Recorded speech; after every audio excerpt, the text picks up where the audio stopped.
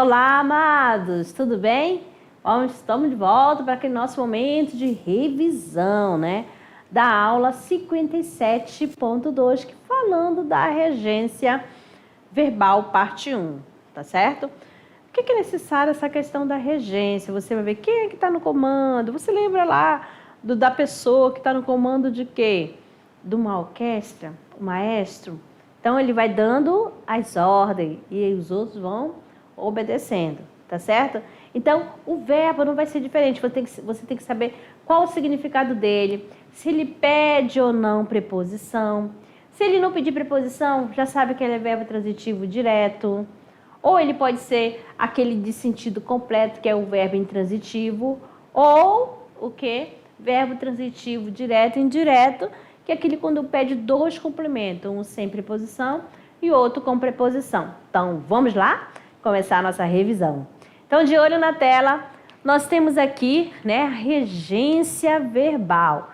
É a relação de dependência, de subordinação entre o verbo e os termos que os complementam, né? Quais são esses termos? Eu tenho objetos, né, direto ou objeto indireto, que são os complementos verbais, que vai completar o sentido do verbo transitivo, ou que caracteriza os adjuntos adverbiais, que são aqueles que vão acompanhar os verbos intransitivos. Esse aí tem a função de advérbio, para dar uma ideia de circunstância, certinho? Nós assistimos ao filme ontem. Então, aqui eu tenho o verbo assistir. Ele pede, né?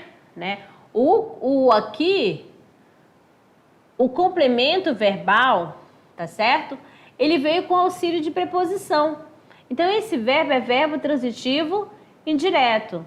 Então, é o verbo assistir, mas qual é o sentido dele? Qual o significado? O que ele significa? Ele está no sentido de assistir, né? De ver e presenciar, tá certo? De ver e presenciar. Então, ele vai ter a função de verbo transitivo indireto. E vai ter o complemento com preposição, que vai chamar de objeto indireto. Ficou feinho? Deixa eu colocar aqui. Esse é o complemento verbal, objeto indireto e verbo transitivo indireto, certo? Sentido de ver e presenciar. Agora, assiste ao cidadão o direito ao voto. Aqui, amado, está no sentido de caber, né? Ele vai ser verbo transitivo indireto. Tá aqui a preposição, tá certo? No sentido de caber, ele também pede, a preposição a. Agora, no sentido de dar assistência, né, de acompanhar, o assistir, ele vai ser verbo transitivo direto. Ó, aqui não tem preposição e o objeto vai ser direto. Efeitos de sentido das relações de regência. Vamos ver aqui. Então, nós temos aqui o verbo aspirar. Ó, absorver e inalar. É verbo transitivo direto. Aspirou o aroma das flores. Então, verbo transitivo direto, o objeto é direto, sem preposição. Aspirar no sentido de almejar e desejar. Ele vai pedir a preposição a, tá certo? Verbo transitivo direto. Sempre aspiramos à felicidade, almejamos a felicidade, desejamos a felicidade, tá certo? Aqui tem a preposição a mais o artigo. A máquina que aspira um pó do assoalho. Então, esse aspirar de absorver. Então, aqui o pó do assoalho é objeto direto. João aspirava uma posição mais brilhante, então aspirava de almejar. Regência e orações adjetivas, né? Aquele é o filme de cujo gosto. Por que aqui ficou de? Porque eu gosto de quê? Aquele é o filme cujas cenas discutimos. Discutimos sobre o quê? Essa é a cidade que moro. Moro em quê, né? Aqui é a preposição em, ele pede a preposição em. Essa é a cidade a que me refiro. O verbo referir pede a preposição a, certo? sempre observando a regência de cada verbo. A colocação do pronome e a regência. Então, se eu tenho os pronomes oblíquos átono, a, o, vai ter a função de objeto direto. Se aparecer o lhe, vai ter função de objeto indireto.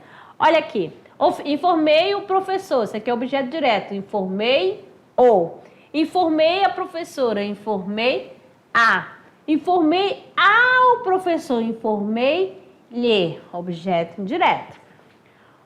Então, o emprego desses pronomes deve atender às solicitações da regência e da colocação pronominal. Ela nunca lhe disse que o amava, olha aqui, disse-lhe a verdade. Disse a verdade a quem? A ele. Ó, já vem acompanhada a preposição, por isso que tem usado no lhe. Ama-o muito. Ama quem? Alguém. Beleza? Então, amados, ficamos por aqui com a nossa revisão e daqui a pouco a gente vai praticar. Até lá!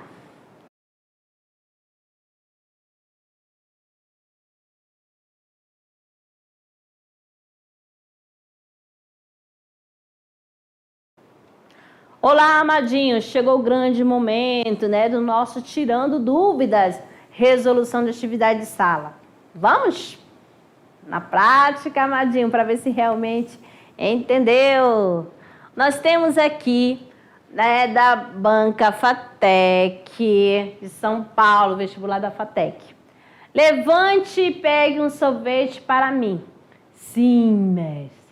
Viu só? Eu hipnotizo e ele usa a minha mente. Ele usou a sua mente. Aqui eu estou mestre. Considere as seguintes afirmações sobre dos quadrinhos, né? O texto dos quadrinhos. Então, aqui nós temos de Fernando Gonzalez a tirinha. E vamos observando bem aí para poder responder. A transposição das palavras do primeiro quadrinho para o discurso indireto deve ser: o rato ordenou ao menino que se levante e pegue um sorvete para ele. E ele respondeu sim ao mestre. 2. No segundo quadrinho, o acréscimo de um complemento para o verbo hipnotizar está de acordo com a norma culta em eu hipnotizo. 3. A relação de sentido entre as orações do período eu hipnotizo e ele usa a minha mente é de causa e consequência. 4. A frase levante e pegue um sorvete para me refrescar apresenta a redação de acordo com a norma culta. Então, você vai analisar cada uma e vai dizer qual é a alternativa que estão corretas às afirmações. A letra A, 1 e 2, B, 1, 2 e 3, C, 1 e 3, D, 2 e 3, E, 2, 3 e 4. Qual é a alternativa? Tempo para você. Nós temos aqui o gabarito, que é a 2 e a 3, tá? No segundo quadrinho, o acréscimo de um complemento para o verbo hipnotizar está de acordo com a norma padrão. Eu o hipnotizo, tá certo? Lembra lá que aí esse ozinho é o complemento, hipnotizo quem? Ele, né? Então eu não vou usar o ele, eu uso o pronome ou. Na terceira, a relação de sentido entre as orações do período, eu hipnotizo e ele usa a minha mente, é de causa e consequência. Muito bem, quem acertou, parabéns. Vamos para a segunda questão, que é da FESP, né? Observe a regência verbal e assinale a opção falsa. Nós temos aqui o seguinte: avisaram-no que chegaríamos logo, informei-lhe a nota obtida. C. Os motoristas irresponsáveis, em geral, não obedecem aos sinais de trânsito. D. Há bastante tempo que assistimos em São Paulo. E. Muita gordura não implica saúde. Qual é a alternativa? Que a regência é falsa. A, B, C, D ou E. Qual é? Nós temos aqui o gabarito letra A, que o correto seria avisaram-no de que chegaríamos, né? Logo. Então, aí, na primeira, faltou a preposição de. 3. Assinale a alternativa em que haja erros de regência verbal. Então, nós temos na letra A, deu-lhe um belo presente de aniversário. B, levei-o para o médico esta manhã. D, gostamos deste novo filme. D, fui no cinema ontem. E, o lenço caiu no chão. Então, você vai analisar cada verbo aí e verificar se a regência está correta. Mas só que ele está pedindo o quê? O erro de regência, não a correta, tá bom? Qual é a alternativa? Né? Olha só. Aqui na letra D, estava dado que esse fui aqui, ele é o verbo ir. O verbo ir, ele pede a preposição a, tá certo?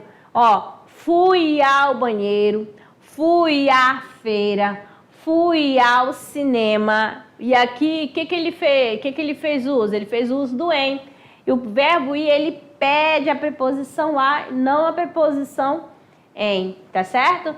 Então, gabarito letra D, o certo é fui ao cinema, porque o verbo ir, para indicar destino, ele usa as preposições a ou para, tá bom?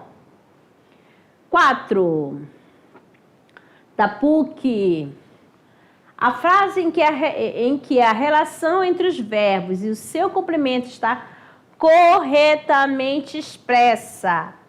Vamos lá, agora aqui é que está de acordo com a norma padrão. Letra A. Ontem conhecemos e simpatizamos muito com seu amigo. B. Ela comete e depois se arrepende dos desatinos. C. Aprovo sua proposta, mas não concorda inteiramente. D. Ele não se esqueceu nem perdoou a ofensa. E. Precisamos e deploramos a reação do atleta. Qual é a alternativa? A, B, C, D ou E. Nós temos aqui o gabarito letra E. Precisamos e deploramos a reação do atleta. Certinho? Então, amados, terminamos aqui a primeira fase. Vamos lá. Agora, a prática, né? É a prática. Todo dia fechamos com uma questão do Enem. Exatamente para você criar, né, agilidade, assim, no tempo. Tá bom? Porque o estudante da mediação sabe que o futuro é agora. E os gêneros textuais, bastante cobrados, né, pela banca, é o quê? Campanha publicitária, que você já estudou no primeiro ano, e no terceiro a gente fez uma revisão, tá certo? Quais outros gêneros textuais? Que também consta bastante. Constam, né? Fragmento de notícia de jornal, reportagem, que mais? Textos injutivos, né? Que são as receitas culinárias, as propagandas, o que mais? Os manuais, os textos descritivos, tá certo? Tirinhas, romance, crônica, tudo isso, tudo é cobrado, né? Para você interpretar no exame. Então, nós temos aqui uma imagem. Que imagens são essas? Esse texto aqui ele é híbrido, porque tanto a linguagem verbal quanto a linguagem não verbal estão presentes aqui nessa campanha publicitária, né? Que aí você já sabe que é uma propaganda. Ó, voz da comunidade. Pai só consegue com voz. Mas o que você vê aqui? Ó, você tem uma mão segurando o quê? Isso aqui te lembra o quê? Isso aqui faz ver o quê? Ó, voz da comunidade. Pai só consegue com voz. Mas isso aqui, analisou? Vamos então. Essa propaganda defende a transformação social e a diminuição da violência por meio da palavra. Isso aqui está afirmando. Isso se evidencia pela letra A, predominância de tons claros na composição da peça publicitária. B, associação entre uma arma de fogo e um megafone. C, grafia com inicial maiúsculo da palavra voz no slogan. D, imagem de uma mão segurando o megafone. D, representação gráfica da propagação do som. Qual é a alternativa? Você já leu? Quer voltar à imagem? Vamos voltar. E analise aqui. Analisando, Enem de 2014. E assim é cobrado nas provas no Enem. Então, qual é a alternativa que você chegou? A, B, C, D ou E. Nós temos aqui o gabarito letra B, que é a associação entre uma arma de fogo e um megafone, mostra que a transformação social depende da voz do povo, da comunidade, pois esta atua como uma arma, uma forma capaz de diminuir a violência por meio da palavra. Então, a associação entre uma arma de fogo e um megafone. Certinho? Vamos lá! Agora para o nosso momento de relaxamento. Temos aqui o nosso clube de leitura, unidade 3, Mário de Andrade. Esse livro foi publicado em 1928. A nossa aula começou com um fragmento logo no início, né, do capítulo da obra, tá certo? Ele vai narrando e descrevendo, e vai lembrar quem? Lá do tempo lá do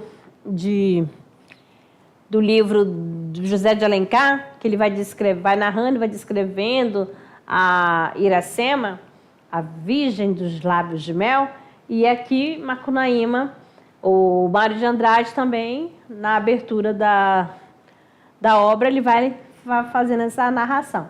Certinho? Vamos ver quais são as turmas que estão participando da aula de hoje. Nós temos a turma da professora Maria Luísa, a escola Salomão Justiniano de Melgar, Distrito de Surpresa, CRED Guajará-Mirim. Forte abraço para a turminha, para a professora também. Mais outra turma aqui presente é de Machadinho do Oeste. Exatamente, né? A professora Neuza Luz com a turma. Aí, os amadinhos. Ó, quando vocês quiserem, também você pode nos enviar o nome, né, de cada um que a gente fala aqui também, tá certo? Então, aqui é a extensão Roberto Marinho, professora Neuza Luz, de Machadinho do Oeste, quase que não sai, tá certo? Muito obrigada, professora Neuza Luz, com um sorrisão no rosto. E aí, amadinhos, tudo certo? Tudo tranquilo? As fumacinhas já saíram da cabeça? Tá, né? Então, eu só tenho que agradecer a participação de vocês. Muito obrigada e até a próxima aula.